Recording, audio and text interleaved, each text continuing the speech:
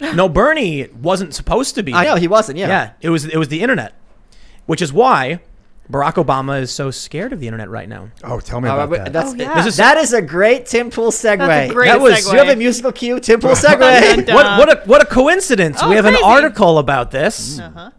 Obama said the internet is, quote, the single biggest threat to our democracy. Why?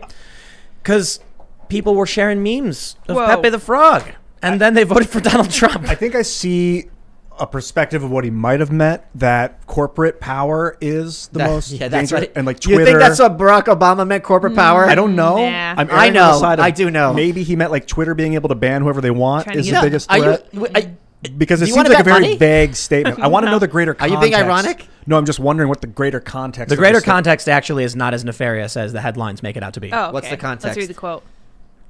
Obama said, now you have a situation in which large swaths of the country genuinely believe that the Democratic Party, Let me be clear.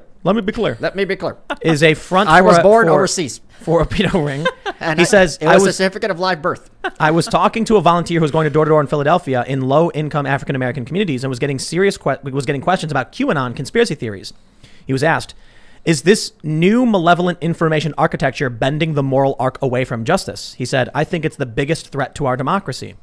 Later in the interview, Obama makes it quite clear that much of his concern is specifically about the internet, which he is also quite clear isn't going away, and the big platforms that sort and distribute most of the internet for most people. He said, I don't hold the tech companies entirely responsible because this predates social media. It was already there. But social media has turbocharged it. I know most of these folks. I've talked to them about it. The degree to which these companies are insisting that they are more like a phone company than they are like the Atlantic, I do not think is tenable. I actually agree with that. It's bunk. I agree with him. Yeah. And with you. Yeah. They're making editorial choices, whether they've buried them in algorithms or not. The First Amendment doesn't require private companies to provide a platform for any view that is out there. At the end of the day, we're going to have to find a combination of government regulations and corporate practices that address this, because it's going to get worse. If you can penetrate crazy lies and conspiracy theories just with texts, imagine what you can do when you can make it look like you or me say anything on video. And we're pretty close to that now. Goldberg says it's the famous Steve Bannon strategy. Flood the zone with human waste. He swore, but, we don't. He said, if we do not have the capacity to distinguish what's true from what's false, then by definition, the marketplace of ideas doesn't work.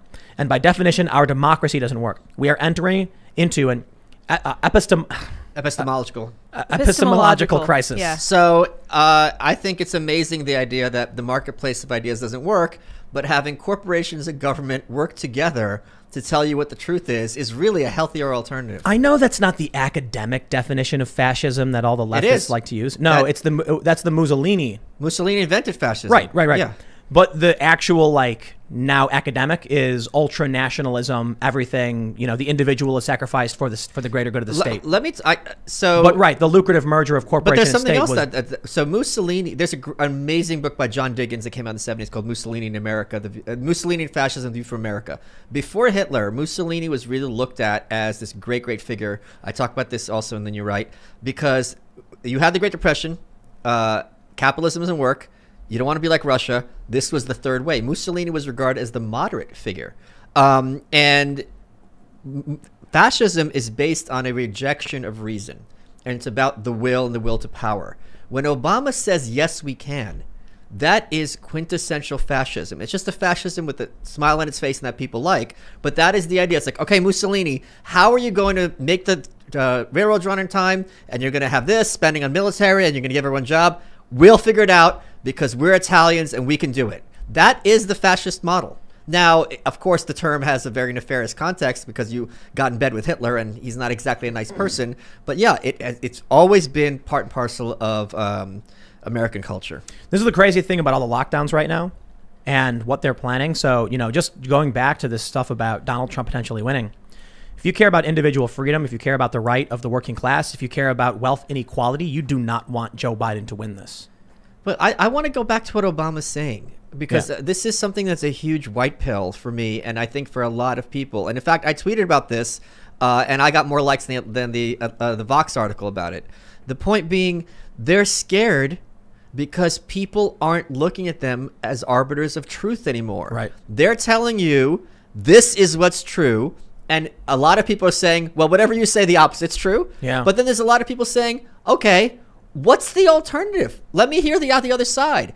And for a very long time, the left couldn't even handle Fox News existing. The fact that Fox News is there and has some kind of alternative to like textbook NPR, Atlantic, New Republic chicanery drove them crazy. And now Fox News, I mean, they should be so thankful that it's just Fox News because things have gotten now it's Newsmax.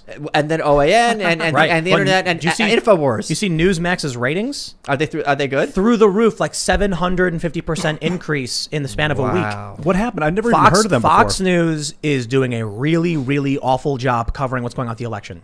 Now, it's true there's people who want confirmation bias, but it's also true that I'm sitting there watching Fox News, and then they have John Roberts say, there is no evidence of voter fraud. And I'm like, what? Well, There's tons of evidence. Wasn't John Roberts the one who was talking about how everyone needs to leave the media alone, stop picking on the media? Well, let me say sure. something. The corporate press is factual but not truthful. There you go. So there is no evidence of voter fraud. We're not talking about voter fraud. We're talking about lost votes. Right. No, there is evidence of voter fraud. Okay, but he was just wrong. Oh, okay, then I'm wrong. So no, I'm trying to make him out to be better than he is. They're playing semantic games. They're trying to replace the word evidence with definitive proof. Right. They're also trying to make it seem like the evidence that needs to be presented to start an investigation is like a videotape of somebody, tearing a ballot. No, not even that, because that's not widespread. Right, you need evidence of Yeah. 7,000, a video of 7,000 people all going, we're switching votes for Biden. We're Verbalizing switching this, votes yeah. for Biden. Like and singing a song and shuffling the push broom into a fire pit. It'd be a good skit. Yeah, it would be. That's what they expect. There is evidence. I'll give you one example. Nashon Garrett appeared on Laura Ingraham saying he got a call from the Voter Integrity Fund. They asked him if he requested an absentee ballot in Arizona. He said no. Did you vote? No. Well, someone did. He said that straight up on TV. Maybe he's lying, but that's still evidence, because the definition of evidence is the available body of information suggesting something may be, or signs or indications that something may be. If someone comes out, he's training for the Olympics, this is a guy of seeming great repute and honor, is saying, that wasn't me. I didn't do that. Okay, we got evidence of voter fraud. Is it systemic voter fraud? No, but the way I put it is like this. Imagine you're walking down the street and you're in New York City, and there's this big building when all of a sudden you hear a fire alarm going off, and you go, oh geez, a fire alarm. So you call 911, and they say 911 emergency response, and you go, there's a fire alarm going off. I'm on 5th and in A Street or whatever, and they go, well, do you have evidence there's a fire? Well, the fire alarm is going off. I don't know. I'm not going in the building. Well, we don't have evidence of a widespread fire in the building, so we're not going to bother investigating at all. Right. The alarm is going off. That is when the fire department comes out, goes in the building, walks out, false alarm, guys. Someone just tripped the alarm. We reset it. We're good to go. Or they go and say, wow, there's a big fire. What's happening now is we have sworn affidavits. We have whistleblowers. We have massive irregularities. We have the Voter Integrity Fund saying that they found thousands of instances in many different states of people who have moved, changed their addresses, and still voted. And now they're saying they found they did a random sampling of around 1,700 Republicans, asked them, did you request an absentee ballot?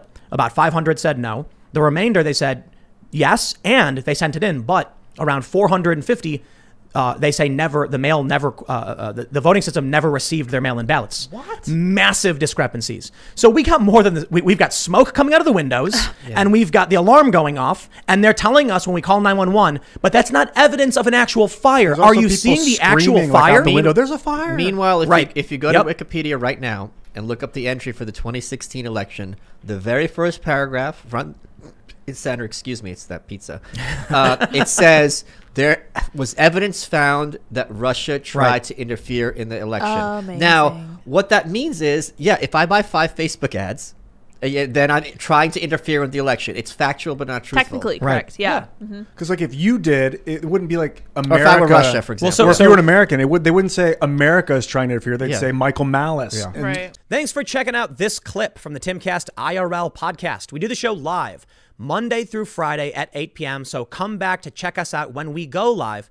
Don't forget to subscribe, hit the like button, hit the notification bell, and we are also available on all podcast platforms for free if you want to listen to us there. Thanks for hanging out, and we will see you all next time.